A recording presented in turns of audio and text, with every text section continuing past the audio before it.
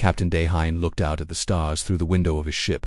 The Soul's Pride was not the biggest ship in space, but it was his home. He had been flying between planets for 10 years now. Today felt different.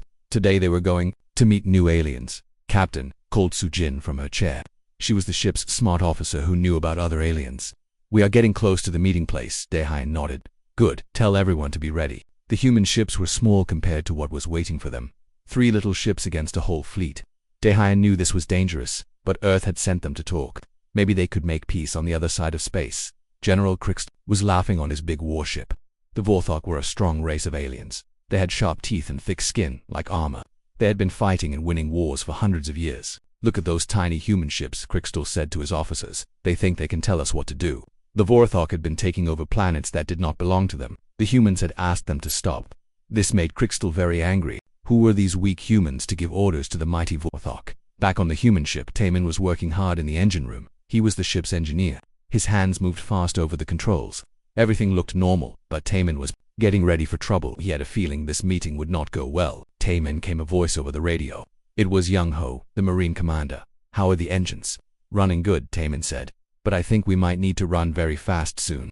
Young Ho was a soldier. He had 20 Marines with him on the ship. 20 soldiers against thousands of enemy aliens. He knew the numbers were bad, but Marines never gave up. The meeting was supposed to happen in space between the 2 fleets. Ambassador Hyun-woo was on a different ship called Harmony's Edge. This ship belonged to the Galactic Council. The Council was like a big group of alien races that tried to keep peace in space. Hyun-woo had been working with aliens for many years. He knew how to talk to them and make deals. But today something felt wrong.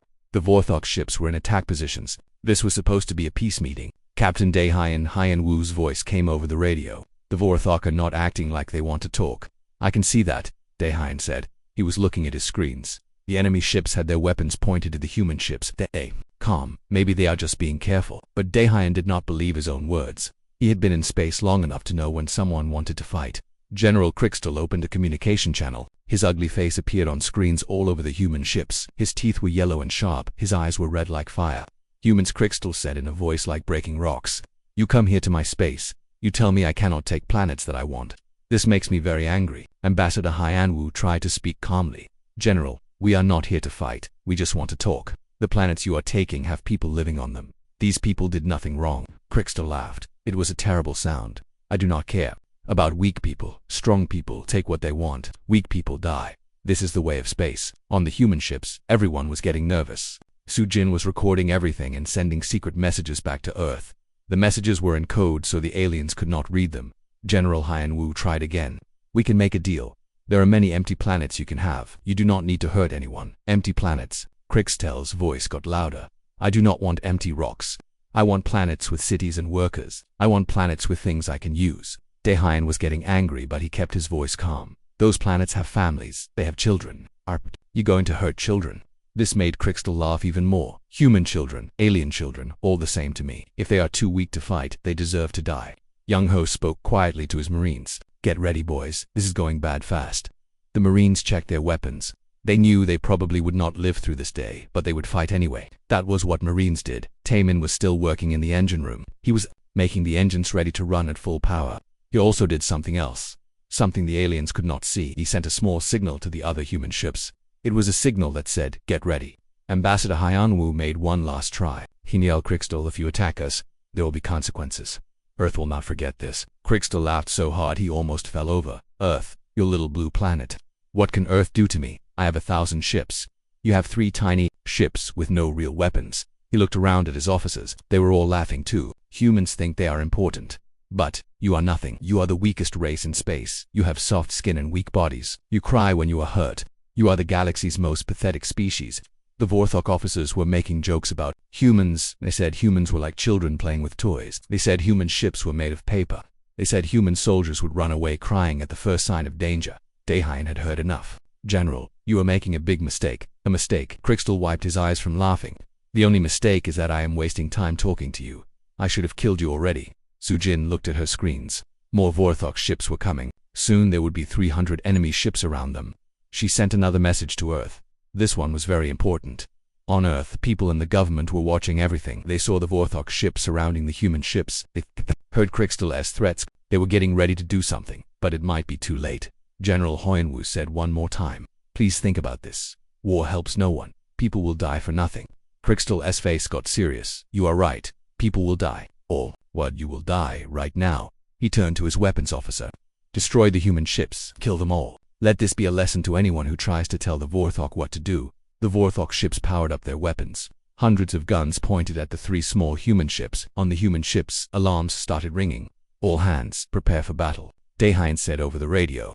His voice was calm, but everyone knew they were about to die. Young-ho and his marines stood ready. Timon made the engines run as fast as they could. Sujin sent one last message to Earth. Ambassador Han Wu closed his eyes and thought about his family on Earth. He hoped they would be safe. General Crystal smiled his terrible smile. Fire. The space around the human ships lit up with weapons. Fire. Hundreds of energy beams and missiles flew toward the tiny human fleet. The attack was so big it looked like a star was being born. When the light faded, there was nothing left but floating pieces of metal and fire. Crystal laughed again. So much for the dangerous humans. That was easier than killing insects. He did not know that Sujin's escape pod was floating in the dark, hidden behind a piece of broken ship. She was hurt but alive, and she was still sending messages to Earth. The galaxy was about to learn that picking a fight with humans was the worst mistake that Vorthok had ever made, but they would not learn this lesson for a while yet. Word count, 1158. Ji-hai was floating in space inside a small escape pod. She was hurt and scared, but she was alive. Her communications equipment was still working. She had been sending messages to Earth for 3 hours since the attack. The messages were getting through on Earth. In a big building where the government worked, alarms were ringing everywhere. People were running and shouting. Something terrible had happened. Wu Jin was sitting at a big table with other important people. He was the human who spoke for Earth at the Galactic Council meetings. He was reading the messages from Ji-hai. His face was getting more angry with each word. They killed everyone, asked Yunsu. She was in charge of Earth's military. Our diplomats are dead. Almost all, Wu Jin said quietly. Ji-hai is still alive. She saw everything. The Vorthok laughed while they murdered our people.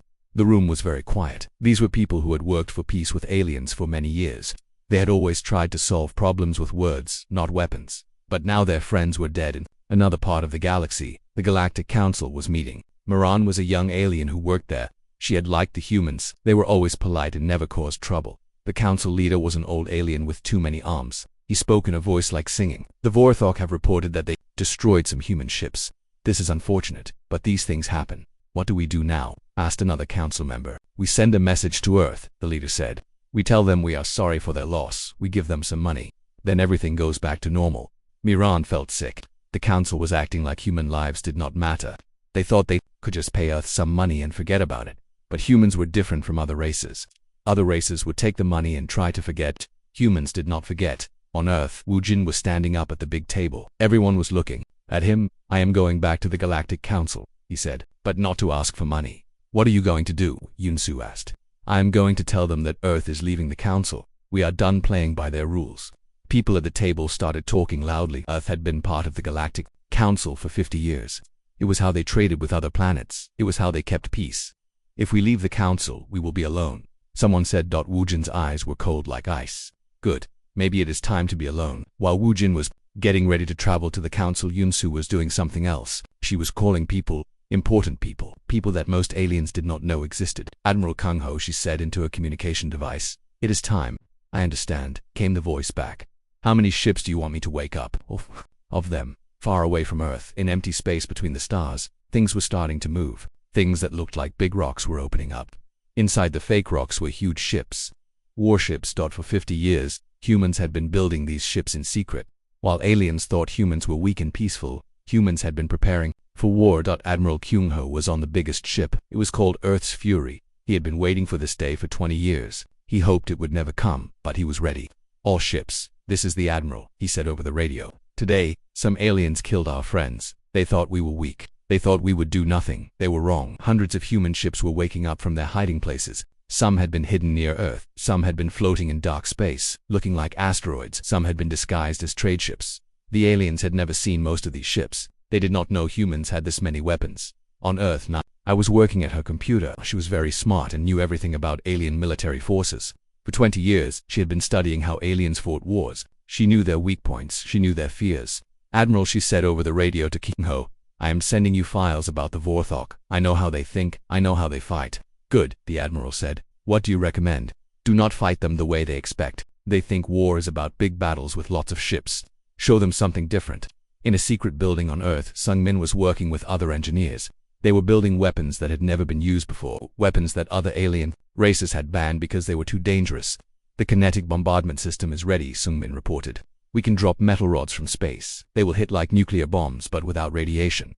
What about the AI combat systems? UNC asked. Ready. The computers can think faster than any alien brain. They can control our ships better than any pilot. Other alien races had tried to build AI like this before, but the AIs had become too smart and tried to take over, so all the alien races had agreed never to use AI in war. Humans had built AI, too, but human AI was different. It was loyal, but would never betray its creators. On the council ship, Wu Jin was walking into the big meeting room. All the alien races were there. They expected him to ask for money and justice for the dead. Humans. Instead, Wu Jin put a piece of paper on the table. Earth is leaving the Galactic Council, he said simply. The room exploded with noise. Aliens were talking and shouting in many different languages. You cannot do this, the council leader said. Earth needs the council. You are too weak to survive. Alone, Wu Jin smiled, but his smile was not friendly. We will see about that. What about trade? Asked another alien. What about protection? What about the peace treaties? We do not need your trade anymore. We do not need your protection. And we do not need your peace, Wu Jin said. Your peace means nothing when you let murderers go free. He turned and walked toward the door, but before he left, he said one more thing. Tell the Vorthok that Earth remembers. Tell them that humans do not forgive. Tell them that they picked a fight with the wrong species. After Wu Jin left, the aliens in the council were worried. Earth had always been quiet and peaceful. What did this mean? They did not have to wait long to find out. Admiral Borum was leading the first attack fleet toward Vorthok space. Her ships were moving fast and quiet. The Vorthok would not see them coming until it was too late. Borum had been born on a planet that the Vorthok had attacked when she was a child. A family who had escaped, but many others had died. She had joined the human military to make sure it never happened again. Now she had her chance. The Vorthok were celebrating their easy victory over the humans. General Crystal was giving speeches about how strong the Vorthok were. He was making plans to attack more human colonies. He did not know that human ships were already surrounding his outer planets on Earth. People were watching the news. The government had told everyone what happened to the diplomats. People were angry, but they were not afraid. They knew their military was ready. They knew their leaders were smart. They knew that humans were not as weak as the aliens thought. Captain Dongwu was leading a small group of ships toward a Vorthok colony. His job was not to kill everyone. His job was to make the Vorthok afraid. Remember, he told his crew, we are not monsters like them. We do not kill innocent people. But we will make sure they understand that attacking humans was a mistake. The galaxy was about to learn something new about humans. They were about to learn that the quiet, peaceful species had been hiding their true strength. They were about to learn that when humans got angry, they did not just fight, they won. Word count, 1,150. General Crystal was having a good day. He was sitting in his big chair on his warship, drinking strong alcohol and laughing with his officers. They were telling jokes about the weak humans they had killed. Did you see how their little ships broke apart? Laughed one officer. Like toys made of paper. The humans probably cried before they died, said another. Weak creatures always cry. Crystal was about to say something funny when an alarm started ringing. A young Vorthok soldier ran into the room looking scared. General, we have lost contact with Colony 7. Crystal stopped laughing. What do you mean, lost contact? The planet is not answering our calls, sir. The last message said something about human ships. All the Vorthok officers looked at each other. This was impossible. They had destroyed all the human ships. There were no human ships left. Send a patrol to check on the colony, Crystal ordered. It is probably just a communication problem. But it was not a communication problem, Admiral. Boram's ships had attacked Colony 7 6 hours ago, but they had not destroyed the planet. They had done something much more clever. Captain Dongwu had led the attack. His ships had appeared from nowhere, moving faster than Vorthok ships could move. They had disabled all the weapons on the planet in 15 minutes. Then they had done something the Vorthok did not expect. They had sent a message to everyone on the planet. People of Colony 7, the message said, we are humans. Your leaders attacked our diplomats and killed innocent people. But we are not like your leaders. We do not kill innocent people. The message continued. We have disabled your weapons, but we have not hurt anyone. We want you to know that your government lied to you. They said humans were weak. They said we would do nothing. They were wrong. Most of the people on Colony 7 were not Vorthok. They were other alien races that the Vorthok had conquered. For years they had been slaves. Now, humans were telling them they could be free. If you want to leave this planet, we will help you, the human message said. If you want to stay and fight for your freedom, we will give you weapons. Choose for yourselves. Within hours, the planet was in rebellion. The Vorthok soldiers on the planet were outnumbered 1,000 to 1. They were hiding in their buildings, too scared to come out. This was happening on 12 different Vorthok planets at the same time, on Earth. So Young was watching reports from the attacks. She was a smart woman who understood how minds worked. She had studied the Vorthok for 20 years. The Vorthok are bullies, she explained to the other military leaders. Bullies are only brave when they think they are stronger. When they realize they are not the strongest, they become afraid very quickly. What do you recommend? Asked Admiral Kunho. Do not fight them like they expect. They think war is about destroying everything. Show them that humans are smarter. Meanwhile, Junho was working on a special project. He was a scientist who built very small robots called nanobots. These robots were so small that people could not see them without special equipment. The nanobots are ready, he reported. They can get inside enemy ships and turn off all the electronics. The ships will stop working, but no one will die. This was very important to humans. Other alien races fought by killing as many enemies as possible. Humans fought by making enemies unable to fight back. There was a big difference. Yun-R was in charge of supplying the human fleets. She made sure every ship had food, fuel, and weapons. But she had also done something else. She had built secret supply bases all over the galaxy. We can fight for 10 years without needing anything from Earth, she reported.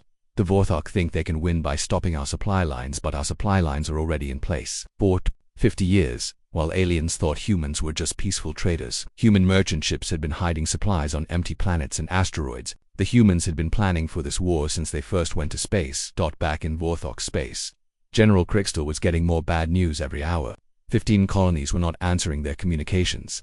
3 military bases had been captured by rebels. 2 war fleets had simply stopped moving. Their ships were working, but all the electronics were dead.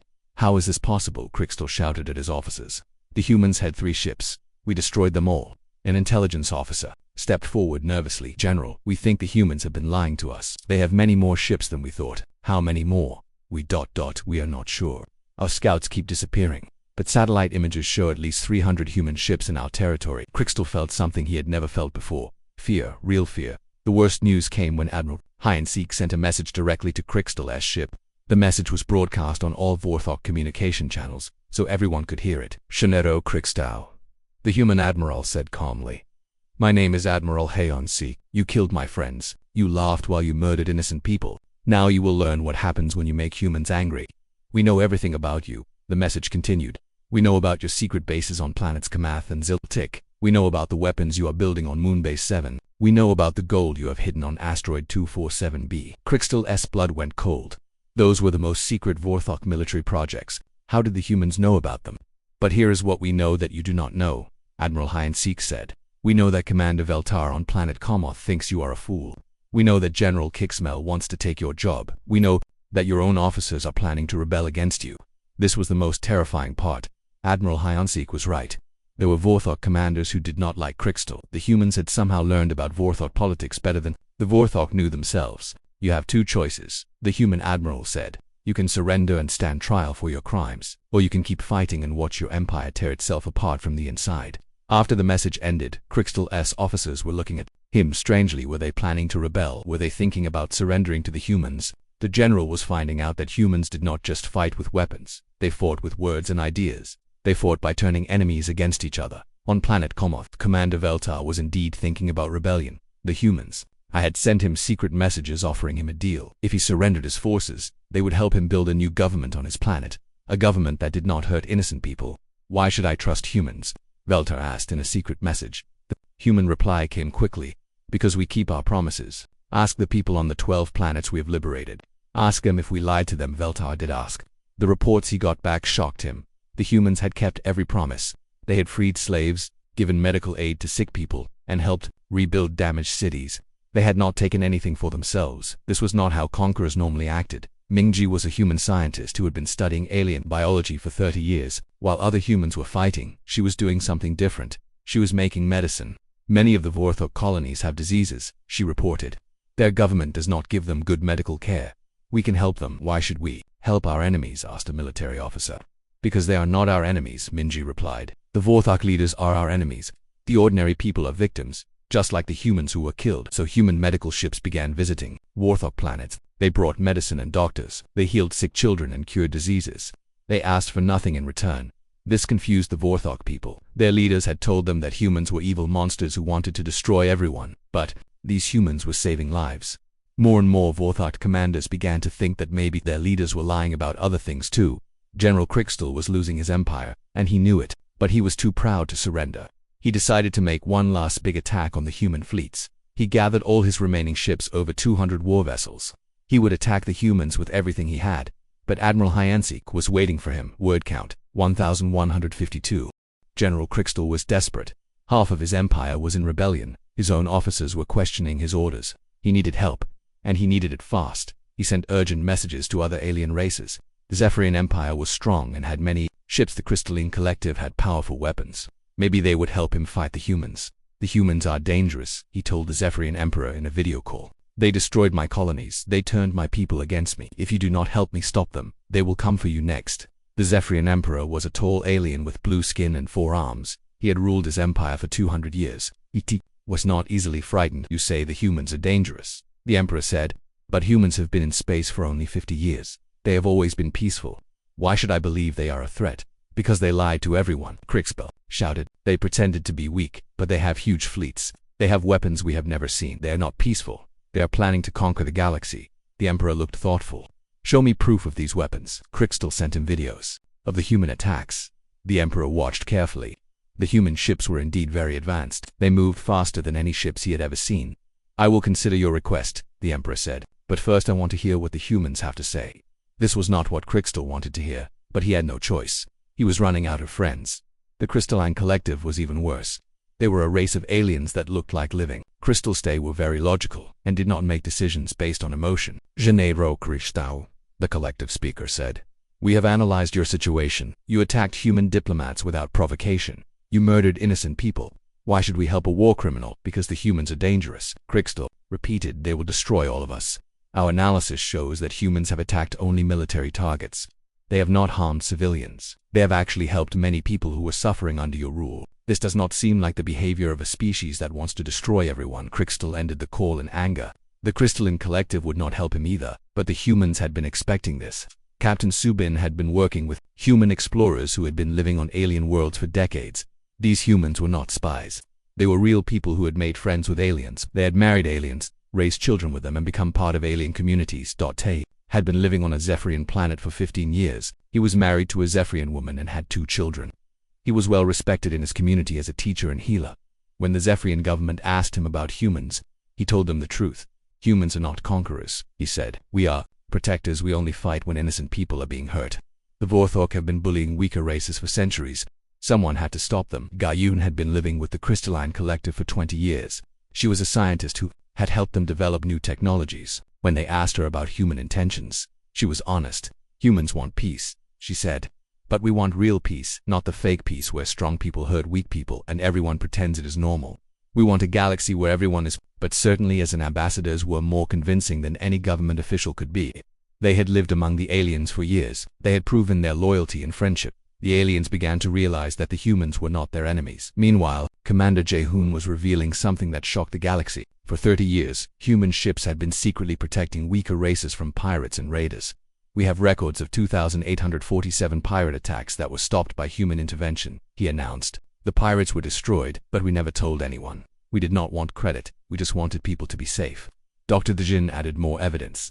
Human medical teams had been helping with disease outbreaks on alien worlds for decades. They had saved millions of lives.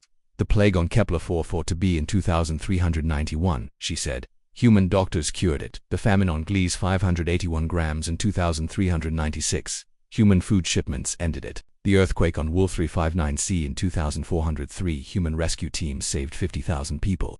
We never asked for payment, she continued. We never asked for thanks. We just helped because it was the right thing to do. The galaxy was stunned. For 50 years, humans had been their secret guardians, protecting them from dangers they never even knew about. Strategist Sung Jae presented this information to alien governments throughout the galaxy. This is what humans really are, he said. We are not conquerors, we are guardians. We have been protecting all of you for decades.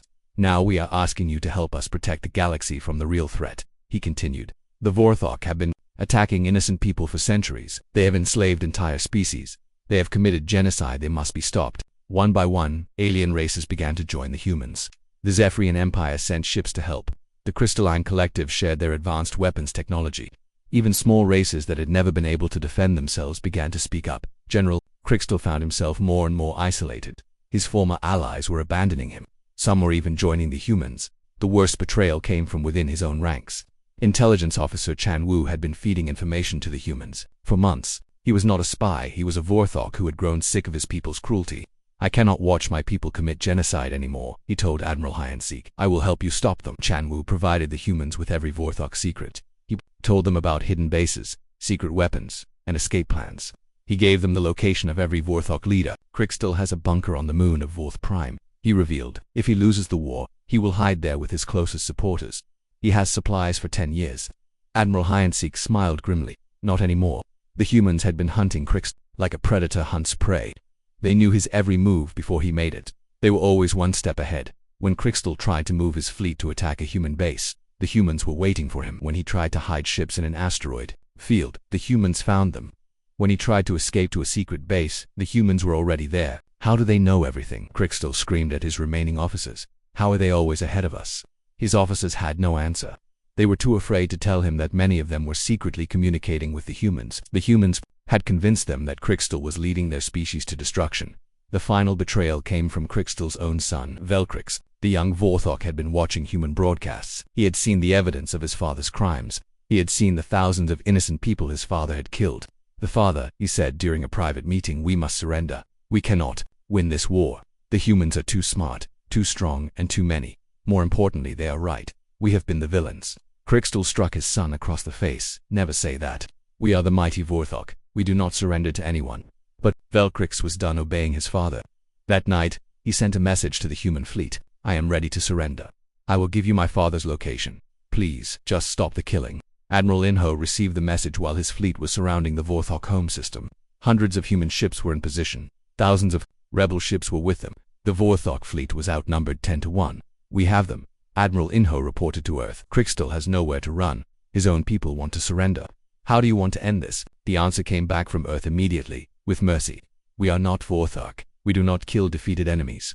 As the human fleet moved into position around Vorth Prime, the Vorthok homeworld, Krixtel finally understood the truth. He was not the hunter anymore. He was the prey. The humans had been watching him, studying him, and preparing for this moment for months. Every move he had made had been anticipated. Every plan he had formed had been countered. He was surrounded, outnumbered, and abandoned by his own people. The mighty Vorthok Empire was about to fall, and it was all his fault. Word count, 1,148. Fleet Admiral Sang Woo stood on the bridge of his flagship, looking at the planet below. Vorth Prime was a dark, ugly world covered in factories and military bases. This was where the Vorthok Empire had started. This was where it would end. But Admiral Sang Woo was not here to destroy the planet. He was here to offer something the Vorthok had never given anyone else a choice. General Krixtau, he said into his communication device. This is Fleet Admiral Sang Woo of the Human Defense Force. You are surrounded. Your fleet is outnumbered. Your allies have abandoned you. It is time to end this. On the planet below, Krixtel was in his command bunker. He was dirty and tired. He had not slept in 3 days. His empire was gone. His army was defeated.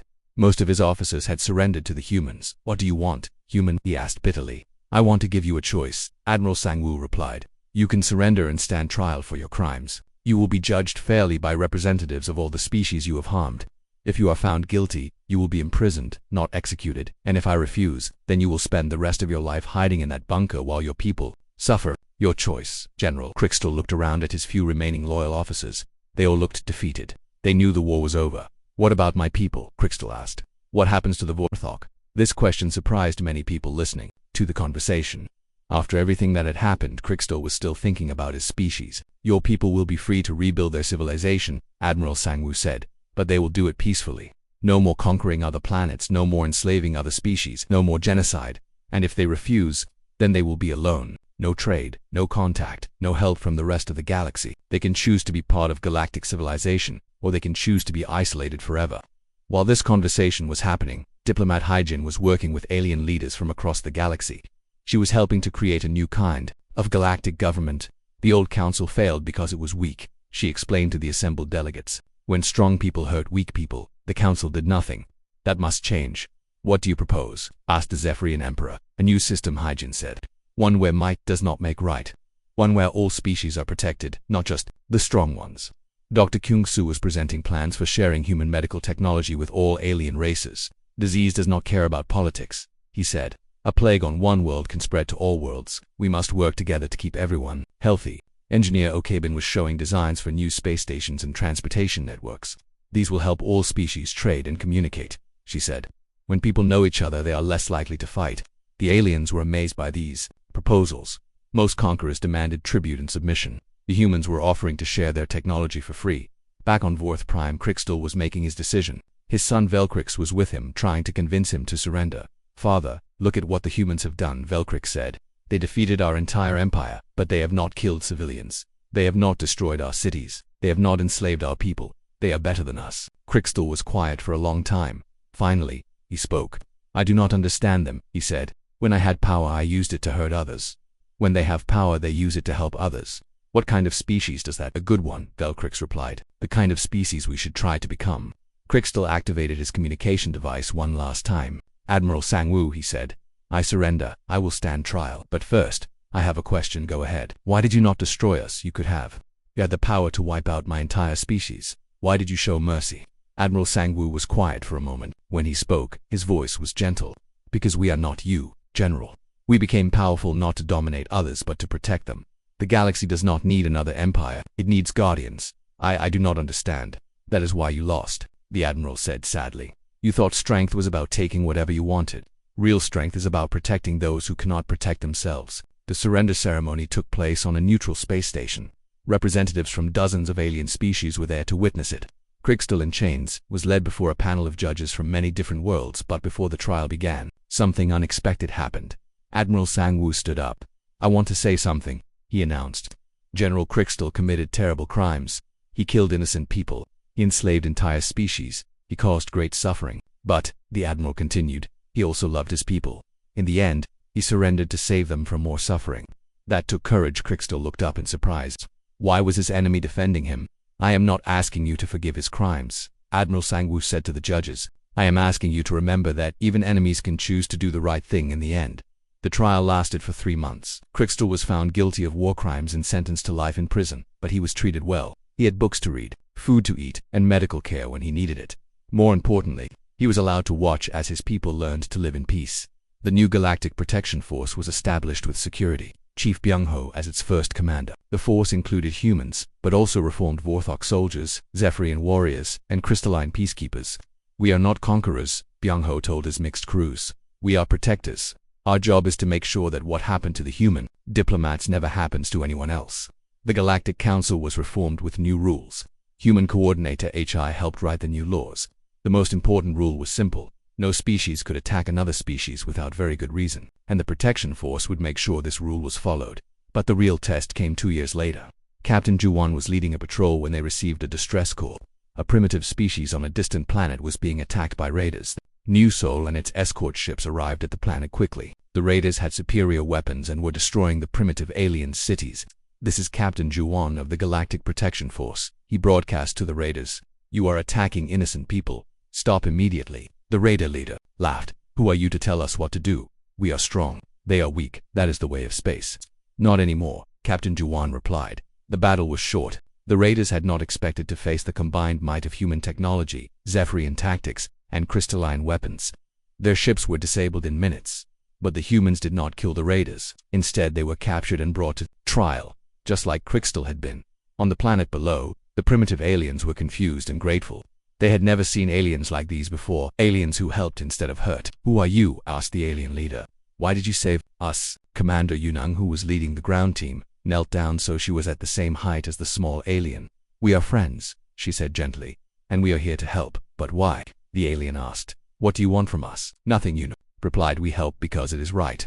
Because everyone deserves to be safe, because that is what friends do. The alien leader started to cry.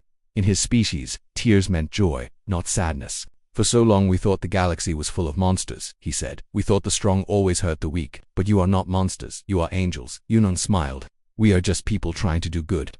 And now, you are not alone anymore. You have friends throughout the galaxy who will protect you. As the Protection Force ships left the planet, the primitive aliens waved goodbye from their cities. They knew that if danger came again, their friends would return. In his prison cell, Crixtal watched the news reports of the rescue. He was beginning to understand what Admiral Sangwoo had meant. The humans had not conquered the galaxy. They had saved it. For the first time in his life, Crixtal felt something new. He felt ashamed of what he had been, but also hopeful for what his people could become. The galaxy had changed. The strong no longer ruled by fear. The weak were no longer alone. And somewhere in space, Ships with crews from many different worlds were patrolling the darkness, making sure that everyone could sleep safely. The humans had kept their promise. They had become the galaxy's guardians, and they were very good at their job. Word count 115 for the Eon Definal theme. True strength comes not from the ability to destroy, but from the choice to protect. The galaxy's most lethal species turned out to be the most merciful ones as well.